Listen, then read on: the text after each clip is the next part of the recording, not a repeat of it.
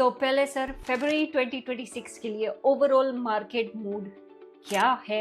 Accumulation month या caution month? करूँ फरवरी 2026 का महीना शेयर मार्केट के लिए बहुत ही इंपॉर्टेंट होने वाला है और मैं ये कह सकता हूँ कि जिसने स्टॉक ऑलरेडी ले लिया है, what should they be doing? को इंक्लूड नहीं किया तो it's a very good time, आप उसमें इन्वेस्ट कीजिए, आपको ये 2026 में बहुत अच्छा रिटर्न देगा। तो सर हम निफ्टी और सेंसेक्स की बात करते हैं, उसके लिए स्ट्रैटेजी क्या होनी चाहिए? निफ्टी एंड सेंसेक्स की बात करूं तो ये बहुत बड़ी टर्म्स हो जाती है, जो कि मुझे 2026 के लिए थोड़ा जो न्यूज में ट्रेंड है कि ट्रम्प जो है एक थर्ड वर्ल्ड वॉर की तैयारी कर रहे हैं। हालांकि मैं इसके बिल्कुल भी कॉन्फिडेंस वहाँ की सरकार नहीं बना पा रही है, जिसके चलते इन्वेस्टर जो है डॉलर्स और शेयर मार्केट से पैसा विड्रॉ कर रहा है। अगर आप फरवरी के अंदर बैंकिंग सेक्टर को ऑप्ट करना चाह रहे हैं तो मैं यही कहूँगा कि कंटिन्यू करें सिप या पॉज करें? नहीं, देखिए सिप तो मैं ये नहीं कहूँगा कि आप पॉज करें, बट ऑब्वियसली अगर कोई बहुत फरवरी में तो सूर्य के साथ में बुध भी युति बना रहा है, जिसके चलते आप फार्मा सेक्टर के अंदर एक अच्छा है। तो 2026 में स्पेशली फरवरी के अंदर अगर आप आईटी सेक्टर में इन्वेस्ट करना चाह रहे हैं तो स्टार्टिंग से ही, सिंस बिगिनिंग से ही, अगर आपकी पर्सनल डेट ऑफ बर्थ के अंदर राहु एंड मरकरी अच्छी पोजीशन में है तो आप आईपीओस में अच्छा कमा लेंगे। Otherwise it can be very risky for you. आप अगर डिफेंस सेक्टर चूज करते हैं तो आपके लिए तो ये बेस्ट है। इस डजंट मीन कि वो आपको महंगे रेट पे मिल रहा है। एंड अगर मैं एस्ट्रोलॉजिकल पॉइंट ऑफ व्यू की बात करूं,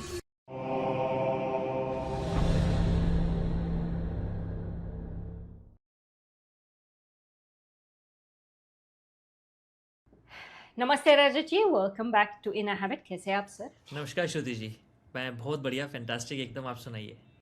आई am very good. Happy new year sir. Same to you and to all the viewers of India Habitat. Yes, definitely. आज हम फरवरी के लिए स्टॉक मार्केट का प्रेडिक्शंस करने वाले हैं। हम देखेंगे कि फरवरी में जो स्टॉक मार्केट है उसमें क्या रिजल्ट्स शायद आएंगे from an astrology point of view. तो पहले सर फरवरी 2026 के लिए ओवरऑल मार्केट मूड क्या है? अक्यूमुलेशन मंथ या कॉशन मंथ? देखिए, मैं अगर फरवरी की बात करूं, फरवरी 2026 का महीना शेयर मार्केट के लिए बहुत ही इंपॉर्टेंट होने वाला है और मैं ये कह सकता हूं कि it can be one of those month जो 2026 का ट्रेंड सेट करेंगे। So it is very important because India के अंदर बजट आना है, फेड की मीटिंग है जनवरी 27 में। एंड अगर मैं एस्ट्रोलॉजिकली बोलूँ तो एस्ट्रोलॉजिकली बहुत इंपॉर्टेंट प्लानिटरी मूवमेंट है, क्योंकि शेयर मार्केट के अंदर राहु की बहुत ज़्यादा इंपॉर्टेंस होती है, राहु प्लैनेट की। और अगर मैं बात करूं फरवरी 2026 की तो 5 प्लैनेट जो शेयर मार्केट को इन्फ्लुएंस करते हैं वो राहु के साथ युति बना रहे हैं, राहु के साथ कंजंक्शन कर रहे हैं 11वीं राशि जो शनि की है। तो that's a very important month for share market. And अगर बात एक्यूमुलेशन की आती है या कुछ वेट की आती है कि या फिर फ्रेश इन्वेस्टर या एग्जिस्टिंग इन्वेस्टर्स की आती है, तो मैं यही कहूँगा कि फरवरी का महीना उतार चढ़ाव का रहेगा। एक्यूमुलेशन ऑब्वियसली बनता है क्योंकि आई बिलीव कि फरवरी के अंदर एक बहुत इंपॉर्टेंट चांस मिलने वाला है न्यू इन्वेस्टर्स को। तो आप बोल रहे हैं कि ज्यादा वॉलेटाइल रहेगा? एग्जैक्टली ओके, तो कौन से प्लैनेटरी शिफ्ट्स हो रहे हैं विच इज कॉजिंग दैट? हाँ, सबसे पहले मैं प्लानिटरी शिफ्ट बता देता हूँ आपको कि जो राहु है वो कुंभ राशि यानी कि एक्वेरियस में रहेगा, जो कि सैटर्न का जोडिएक साइन है। एंड अगर मैं 3 फरवरी की बात करूँ तो 3 फरवरी को मरकरी जो है राहु को 11th राशि में सेम जोडिएक साइन में मैच करेगा। उसके बाद में 6 फरवरी ऑनवर्ड शुक्र आएगा। उसके बाद में 13-14 फरवरी के आसपास सूर्य आएगा। देन 23 फरवरी के आसपास मंगल आएगा। तो सूर्य, बुध, शुक्र और मंगल, ये चारों ग्रह राहु के साथ युति बनाएंगे 11वीं राशि में इस महीने में। तो that's a very important factor. और इसी के आसपास जो मरकरी है और राहु है वो सीधा सीधा शेयर मार्केट को इन्फ्लुएंस करते हैं। तो ये जो टाइम है जो 6 से 7 डेज के बाद इंटरवल्स में आ रहा है, तो मैं ये कह सकता हूँ कि एवरी वीक आपको शेयर मार्केट के अंदर कोई नया उतार चढ़ाव देखने को मिलेंगे जो एक नई पॉसिबिलिटी फ्यूचर में बनाएंगे।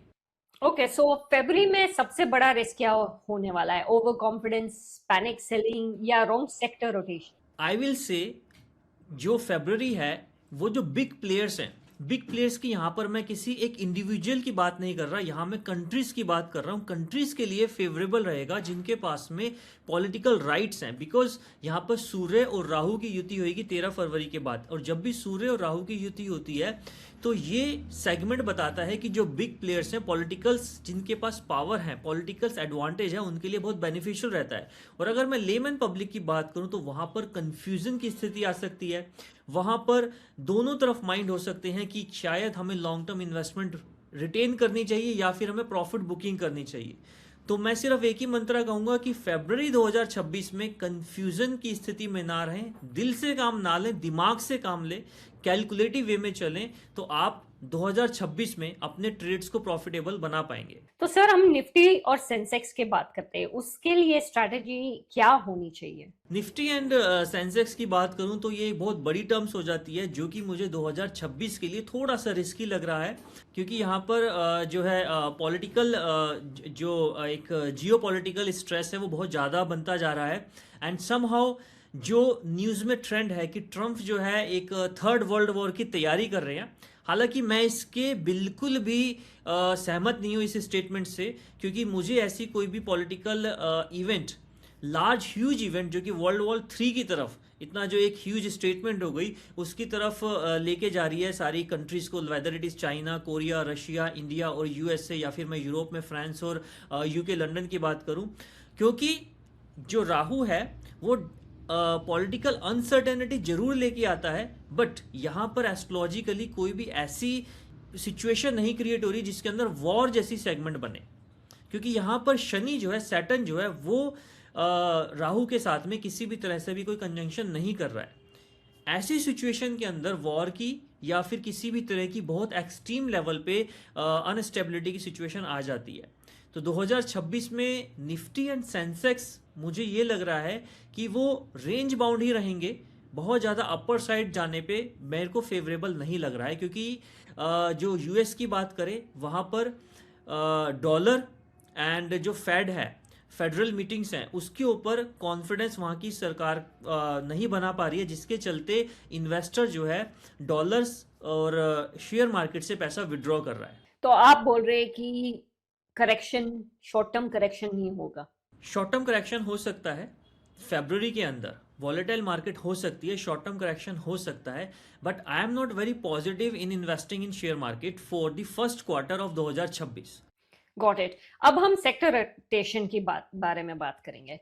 बैंकिंग, फाइनेंशियल्स, फरवरी में PSU banks versus private banks, कौन सा ज्यादा स्ट्रॉन्ग रहेगा एस्ट्रोलॉजी के हिसाब से? एस्ट्रोलॉजिकली अगर मैं बात करूं तो 23 फरवरी के बाद में मरकरी जो है वो अपना सिचुएशन या चेंज कर रहा है, जिसके चलते बैंकिंग सेक्टर के अंदर बहुत ज़्यादा उठापटक देखने को मिल सकती है, हाईली वॉलेटाइजेशन उसमें देखने को मिल सकती है। एंड अगर मैं कंपैरेटिवली बोलूं कि पीएसयू बैंक्स में आप जाएं या फिर आप जो एक बहुत बिग प्लेयर्स हैं लाइक आईसीसी बैंक हो गए, एचडीएफसी बैंक हो गए, अगर इनकी बात करें तो आपको फेवरेट ऑप्शन क्या रहना चाहिए?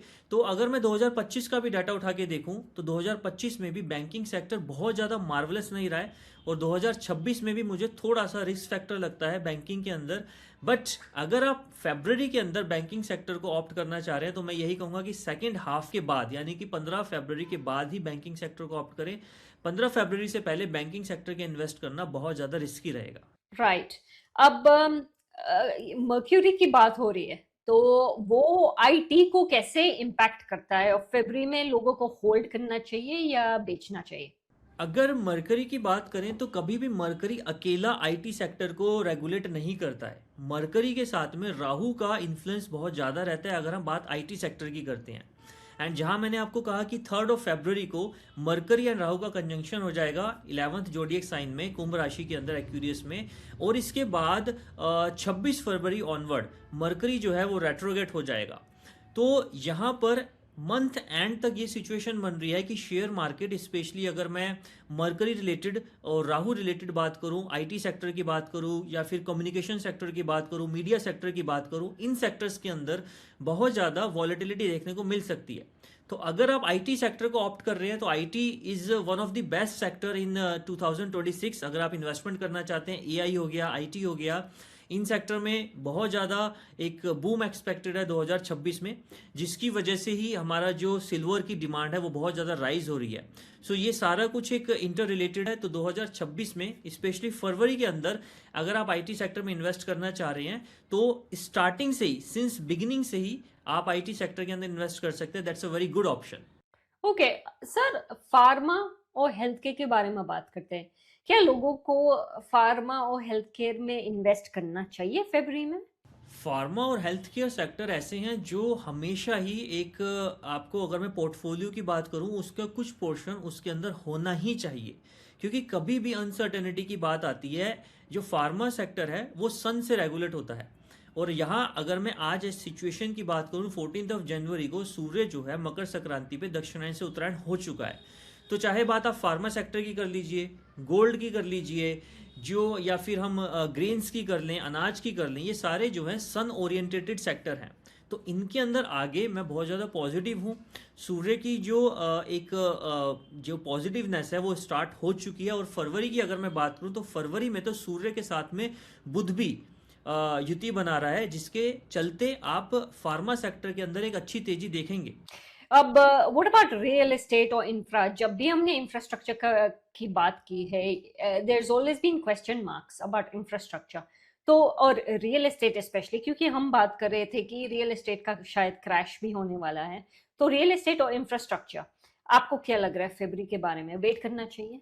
रियल एस्टेट पे मैं बहुत ज़्यादा पॉजिटिव नहीं हूँ। हालांकि मैं ये भी नहीं कहूँगा कि रियल एस्टेट में अगर किसी ने एग्जिस्टिंग इन्वेस्टमेंट कर रखा है तो उसको विड्रॉ कर लेना चाहिए या फिर आपको प्रॉफिट बुकिंग कर लेनी चाहिए। हाँ, बट अगर आप रियल एस्टेट में कोई भी फ्रेश इन्वेस्टमेंट कर रहे हैं तो मार्स जो है राहु के साथ में बहुत अच्छे रिलेशन एस्टेब्लिश नहीं करता है, और इस फरवरी के अंदर मार्स और राहु का कंजंक्शन हो रहा है। मार्स और राहु शनि की राशि में, एक ही राशि में 23 फरवरी को आने वाले हैं। तो ये जो सिचुएशन है ये रियल एस्टेट के लिए बहुत ज़्यादा ऑस्पिशियस नहीं है। हालांकि शनि जो है वो राहु के इन्फ्लुएंस से बाहर है, तो वो थोड़ा सा इस नेगेटिव फैक्ट को रिड्यूस कर रहा है।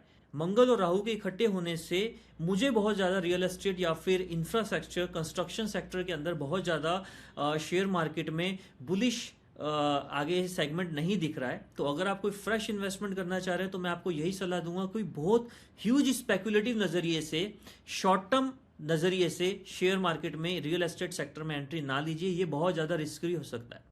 ओके सर, मुझे ये जानना है ऑटो और ईवी। हम ऑटो और ईवी की भी बात कर रहे थे, जहाँ पे वी मेंशन टाटा, लेकिन I think that was in the January podcast. लेकिन मुझे जानना है कि ऑटो और ईवी उसका क्या होगा फरवरी में, क्योंकि we weren't that positive in जनवरी।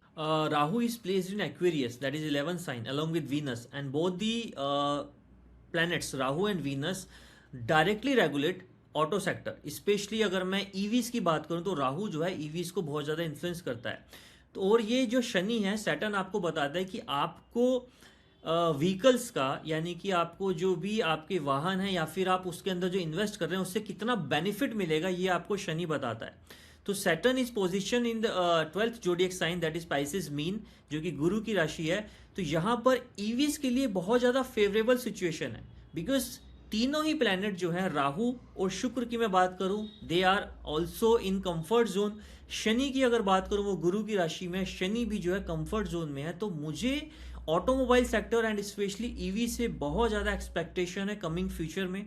अगर आप फरवरी के अंदर ये ईवी सेक्टर के अंदर इन्वेस्ट करने की सोच रहे हैं तो I am very bullish for electronic vehicles और automobile sector. Great, good to hear. It's a bit of a change from January where we were saying hold karo. So that is very positive. So after 3rd of February, if you want to invest in automobile sector, so it's a very good time to invest in EVs or automobile sector. Got it. अब मुझे ये जानना है, FMCG जनवरी में हमने बोला था कि FMCG में नॉट बी टू पॉजिटिव। तो फरवरी का आउटलुक क्या है FMCG के लिए, क्योंकि इन्फ्लेशन भी अभी चल रहा है, ऑल्दो इंडिया का inflation is at much better levels and it has been under control. So अगर मैं फरवरी की बात करूं तो जो मैंने जनवरी में स्टेटमेंट दी थी कि आई am not very bullish on FMCG sector, so I will remain same for February also, because February के अंदर आपको एक हाई वॉलेटिलिटी तो देखने को मिलेगा, अप एंड डाउन जरूर देखने को मिल सकता है, बट मैं ये नहीं कह सकता कि अप एंड डाउन आपको प्रॉफिट या फिर एक बहुत हैंडसम रिटर्न देके जाएगा। तो एफएमसीजी सेक्टर के अंदर बहुत ज़्यादा मुझे नहीं लगता, क्योंकि जो प्लानिटरी पोजीशन है वो एफएमसीजी सेक्टर को बहुत ज़्यादा मार्जिन नहीं दे रही है कि उसके अंदर फंड्स रिटेन हो पाएं और वहां पर जो है आपको आने वाले टाइम में ग्रोथ मिल पाए। सर अभी अभी आपने ट्रम्प मेंशन किया और आपको लग रहा है कि वॉर जैसी सिचुएशन अभी शुरू नहीं होने वाली है, तो डिफेंस स्टॉक्स के बारे में बात करते हैं। डिफेंस में बहुत चर्चा हो रही है कि defence stocks are going to be strong and PSU. अब मुझे ये जानना है, अगर न्यू इन्वेस्टर्स आ रहे हैं तो क्या अभी डिफेंस को लेना चाहिए क्योंकि हाइज पे है, और जो इन्वेस्टर्स जिसने स्टॉक ऑलरेडी ले लिया है, what should they be doing? Shruti ji, आपने कहा कि defence sector is already at peak, वो स्टॉक्स जो हैं ऑलरेडी हाई पे हैं, एंड मैं हमेशा से कहता हूं कि कोई भी चीज़ अगर हाई पे है, कोई भी चीज़ अगर आपको महंगी मिल रही है, इट डजेंट मीन कि आप उस चीज़ में नुकसान ही उठाएंगे। We are not enough smart कि हम उसे बेस्ट चीप रेट पर ही बाय करेंगे, और ये कोई फंडामेंटल या टेक्निकल एनालिसिस कभी भी इस अप्रोच से सेटिस्फाई नहीं होता कि अगर हम पीक पे बाइंग कर रहे हैं तो उसके अंदर और नया हाई बनाने की गुंजाइश नहीं है। तो बात चाहे सिल्वर की हो, बात चाहे गोल्ड की हो, या फिर बात चाहे डिफेंस सेक्टर की हो, अगर ये राइजिंग है तो मैं तो हमेशा कहता हूं चलती हुई गाड़ी में बैठ जाना चाहिए, तभी आप आगे जल्दी पहुंच पाएंगे। अगर रुकी हुई गाड़ी में बैठेंगे तो आपको देरी से प्रतीक्षा करनी पड़ेगी, वेट करना पड़ेगा। तो डिफेंस सेक्टर तो ऐसा है कि आप अगर उसमें इन्वेस्ट करते हैं, तो अभी आज मैं सुबह ही एक न्यूज़ पढ़ रहा था कि इंडिया प्लान कर रहा है 114 राफेल प्लान बाय करने की फ्रांस से। तो जब टेंशन का माहौल है, आप देखिए जियो पॉलिटिकल टेंशन इतना राइज पे, हर कोई कंट्री अपने आप को समृद्ध बनाना चाहता है, अपना पावर डिफेंस सेक्टर को। तो इसीलिए आप अगर डिफेंस सेक्टर चूज करते हैं तो आपके लिए तो ये बेस्ट है। इस डजंट मीन कि वो आपको महंगे रेट पे मिल रहा है। एंड अगर मैं एस्ट्रोलॉजिकल पॉइंट ऑफ व्यू की बात करूं तो मार्स एंड राहु का कंजंक्शन 23 ऑफ फरवरी को होने वाला है, और ये हमेशा जब भी मार्स एंड राहु साथ में होते हैं तो ये हमेशा किसी ना किसी स्ट्रेस को, टेंशन को बढ़ावा देते हैं। तो जितना पॉलिटिकल, जियो पॉलिटिकल टेंशन राइज होगा, उतना ही डिफेंस सेक्टर स्ट्रांग होगा। तो मुझे तो ऐसा लगता है कि डिफेंस सेक्टर अगर आपने इन्वेस्ट करेगा तो उसको होल्ड करिए, और अगर अभी तक आपने अपने पोर्टफोलियो में डिफेंस सेक्टर को इंक्लूड नहीं किया तो it's a very good time, आप उसमें इन्वेस्ट कीजिए, आपको ये 2026 में बहुत अच्छा रिटर्न देगा। फरवरी 2026 में निफ्टी इंडेक्स फंड होता है एंड सेंसेक्स फंड एसआईपी भी होता है। तो अगर लोगों ने ऑलरेडी इसमें इन्वेस्टमेंट रखा हुआ है तो वो कंटिन्यू करना चाहिए या अमाउंट थोड़ा कम कर दे? श्रुति जी, आई बिलीव कि SIPs are always for long term plan, and if I am saying long term तो ये 3 या 4 साल की एक मिनिमम प्लानिंग होती है जिसमें आप सिप को ऑप्ट करते हैं। तो अगर आप सिप में हैं तो आई ऑलवेज से whatever is the astrological position, whatever is the geopolitical tension, SIP should never be stopped. आपको सिप कभी स्टॉप नहीं करना चाहिए। अब बात ये आती है कि अगर किसी ने सिप के अंदर बहुत अच्छी अमाउंट एक्यूमुलेट कर ली है तो मैं उनको ये कहूंगा कि this is the good time to book at least 30 to 40% profit in SIPs. अगर वो आपका इंडेक्स फंड में है तो, निफ्टी या फिर किसी भी अलग आपका इंडेक्स फंड में आपने इन्वेस्ट कर रखा है, तो आपको वहां से 30 to 40% का प्रॉफिट बुकिंग कर लेना चाहिए फरवरी से पहले या फिर फरवरी के फर्स्ट वीक में, क्योंकि मुझे ऐसा लगता है कि आने वाले 2 से 3 महीने में आपको एक अच्छी करेक्शन देखने को मिल सकती है। और अगर आप फ्रेश इन्वेस्टर हैं, सिप स्टार्ट करना चाहते हैं, तो आई वोंट स्टॉप यू, आप सिप स्टार्ट कीजिए, बिकॉज सिप वेल्थ क्रिएशन में टाइम लेती है, और ये जो टाइम है 2026 का एंट्री करने के लिए सबसे अच्छा टाइम है अगर आप सिप के थ्रू इन्वेस्टमेंट कर रहे हैं। लेकिन सर अगर डिप होने वाला है तो हम वेट ना कर ले? देखिए, वेट करेंगे तो गाड़ी निकल जाएगी। मैं हमेशा कहता हूं कि अगर आपको इन्वेस्टमेंट करनी है तो पूर्णतः वेट मत कीजिए, कुछ ना कुछ अमाउंट के साथ एंट्री जोड़ ले लीजिए। और सिप एंट्री लेने का सबसे बढ़िया टाइम होता है, क्योंकि सिप के जरिए हम क्या करते हैं, हम कभी भी अपनी 100% इन्वेस्टमेंट वन शॉट मार्केट में नहीं डालते। अभी आप 5 to 10% डालेंगे, देन नेक्स्ट मंथ में कुछ अमाउंट, देन नेक्स्ट मंथ में कुछ अमाउंट, तो आपका वो जो यूनिट है वो एक्यूमुलेट होता जाएगा, और at the end of the year आपको जो वन टाइम इन्वेस्टमेंट है उससे अच्छा यूनिट एक्यूमुलेशन होएगा।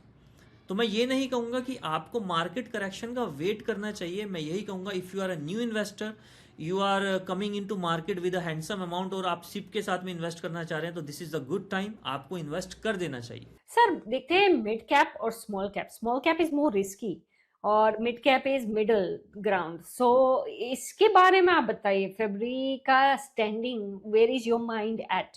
अगेन, अगर आप फ्रेश इन्वेस्टर हैं तो मैं ये नहीं कहूँगा कि आप मिड कैप या स्मॉल कैप से फरवरी के अंदर एंट्री लीजिए, और अगर आपने पहले से ही मिड कैप या स्मॉल कैप के अंदर एक्यूमुलेट कर रखी है अमाउंट, तो मैं यही कहूँगा कि लार्ज कैप के कंपैरेटिवली मिड कैप और स्मॉल कैप फरवरी में ज़्यादा रिस्की होने वाला है, तो आप उसके अकॉर्डिंग अपनी इन्वेस्टमेंट को एक्यूमुलेट कीजिए। अगर आप किसी भी तरीके से मार्केट में फ्रेश एक्सपोजर बना रहे हैं, तो लार्ज कैप के comparatively mid cap and small cap would be very aggressive, would be very risky. तो आप यही देखिए, और रिस्की की डेफिनेशन मेरा हमेशा ये रहता है कि जब भी मैं रिस्क बोलता हूँ तो रिवॉर्ड भी रिस्क के अकॉर्डिंग होना चाहिए, बट फरवरी के अंदर risk and reward ratio mid cap and small sector में मुझे अच्छा नहीं दिख रहा। मुझे ऐसा फील हो रहा है कि आप mid cap and small sector में रिस्क तो ज़्यादा लेंगे, रिटर्न आपको उतना कंपैरेटिवली अच्छा नहीं मिलेगा। तो mid cap and small sector is not my choice for February's fresh investor. आप उसे लार्ज कैप में शिफ्ट कीजिए, और अगर किसी ने ऑलरेडी इन्वेस्ट कर रखा है तो उसे थोड़ा सा एक प्रॉफिट बुकिंग कर लीजिए, पार्शल उसके अंदर प्रॉफिट बुकिंग कर सकते हैं। सर मैंने आईपीओस के बारे में बहुत रिसर्च शुरू कर दिया है, और आजकल बीसीसी के बारे में बहुत बातें चल रही है, I am not sure if you are familiar with them, लेकिन लोगों को वो थोड़ा डिले हो गया है उसका। मुझे ये जानना है, जनरली आईपीओस में ब्लाइंडली सब्सक्राइब करें लोग या लिस्टिंग के बाद एंट्री बेटर होगी? और मैं इस वजह से पूछ रही हूँ कि बहुत टॉक हो रही है बीसीसी के बारे में।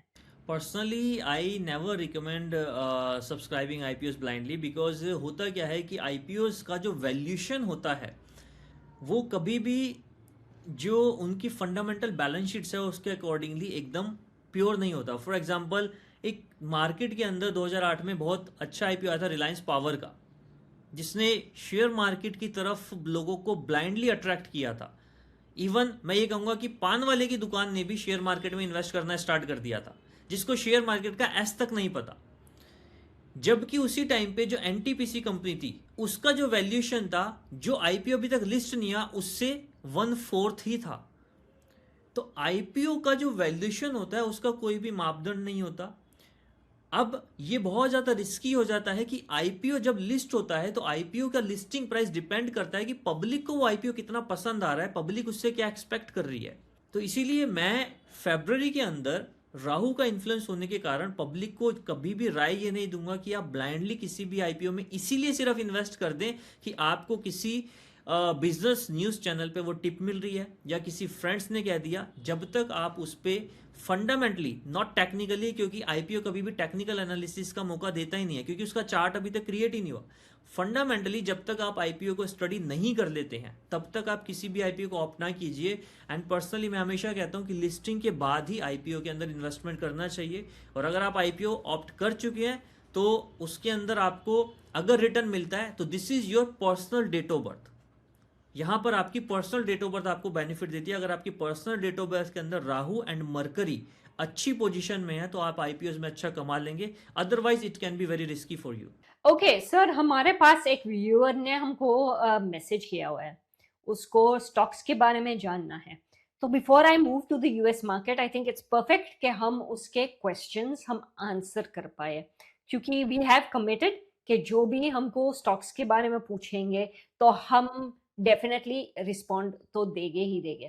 तो उसने पूछा है Netweb technology, Apollo micro systems, Mazagon dock और सेजिलिटी। अब मैंने ये स्टॉक्स चेक किए हुए हैं। नेटवेब टेक्नोलॉजी तो टेक्नोलॉजी है, अपोलो माइक्रो सिस्टम्स टेक्नोलॉजी है, तो वो क्या हमने जो आईटी सेक्टर के बारे में बताया था, is it related to that और did you do any research, any particular research on this? देखिए, ऑब्वियसली अगर स्टॉक्स की बात है तो उसमें थोड़ा बहुत रिसर्च इन्वॉल्व होता है, बट जो आपने स्टॉक्स बोले हैं आईटी सेक्टर से बिलोंग करते हैं, और आईटी सेक्टर को लेके मैं बहुत ही पॉजिटिव हूँ 3 फरवरी के बाद से। तो आई बिलीव कि ये जो आपने स्टॉक्स के नाम लिए हैं इसके अंदर अगर आपने अच्छी बाइंग कर रखी है अच्छी बाइंग से मेरा मतलब है if you are at even if right now you are at break even point, तो मुझे लगता है कि आपको ये होल्ड करना चाहिए और आने वाले टाइम में आपको ये अच्छे रिटर्न दे सकते हैं।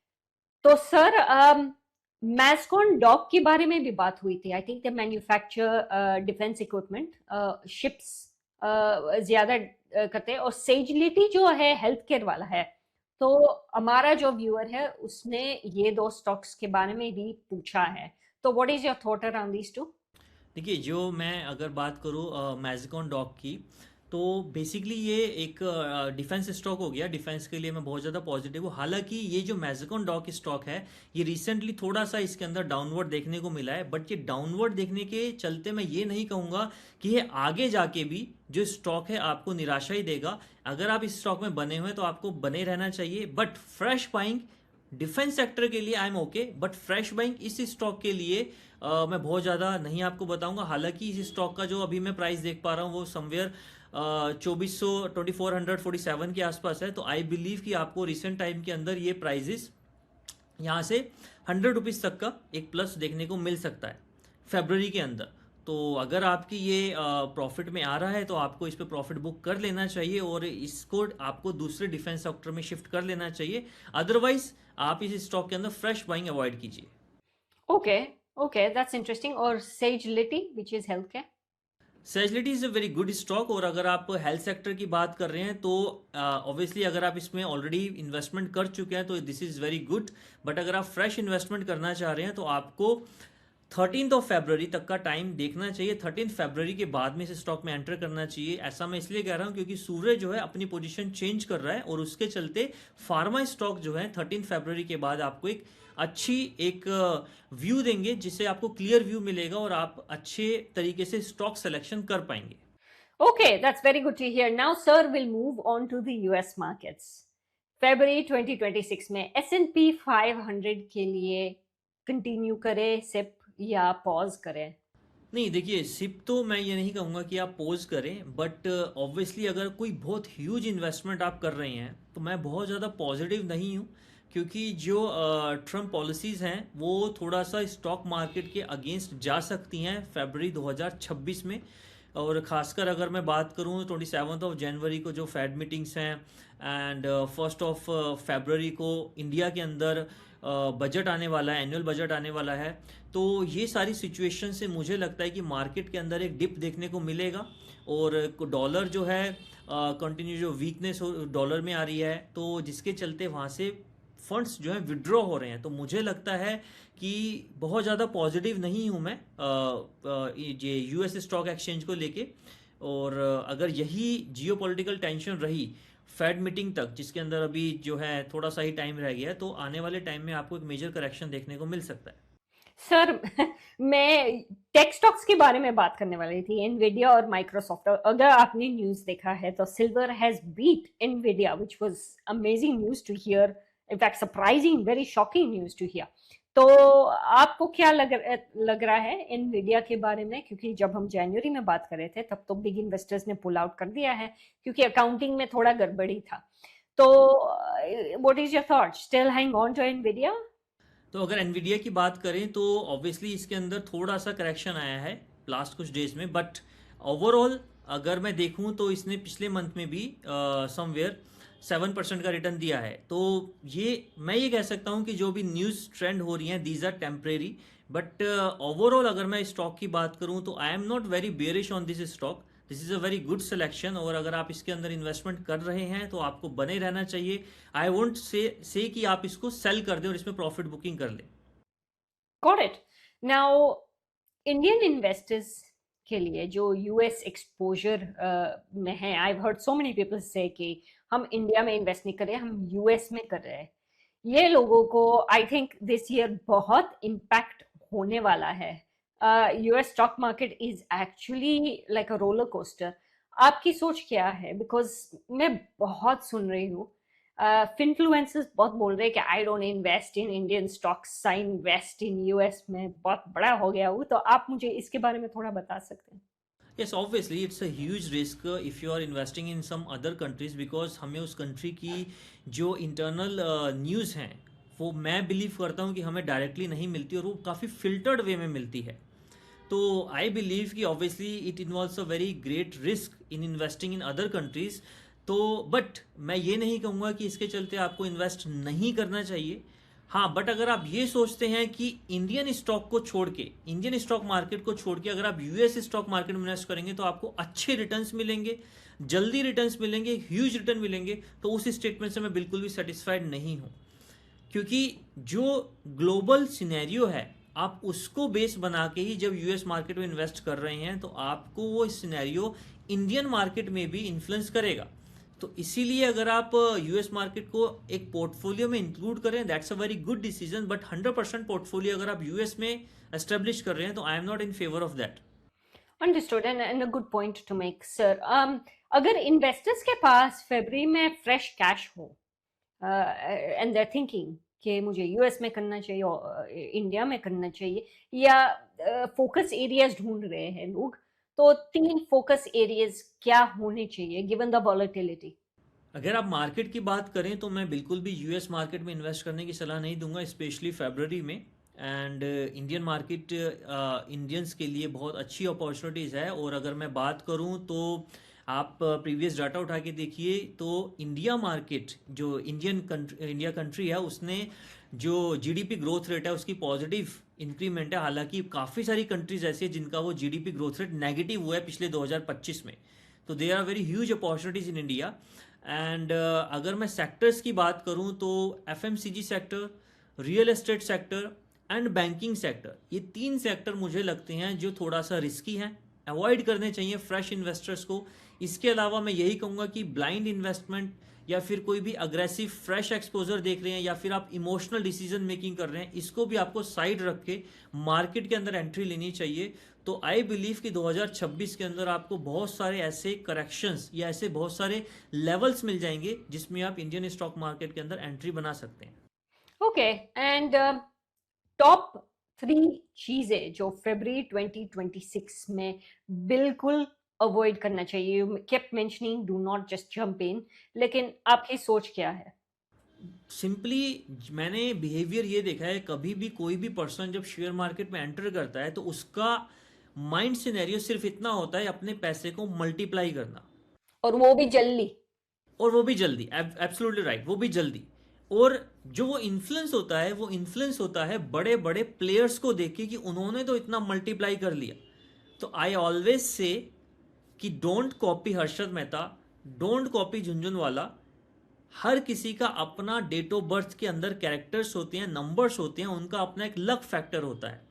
कैलकुलेटिव वे में मार्केट में आइए, अच्छे सेक्टर्स को ऑप्ट कीजिए, पोर्टफोलियो को डाइवर्सिफाई रखिए, अपनी डेट ऑफ बर्थ का एनालिसिस कर लिए, अपनी डेट ऑफ बर्थ के अकॉर्डिंग कैटेगरी चूज कीजिए कि you want to be a jobber, you want to be a trader, you want to be a investor, you want to be a SIP player, you want to be a stock player. उसी के according आप market में decision लीजिए।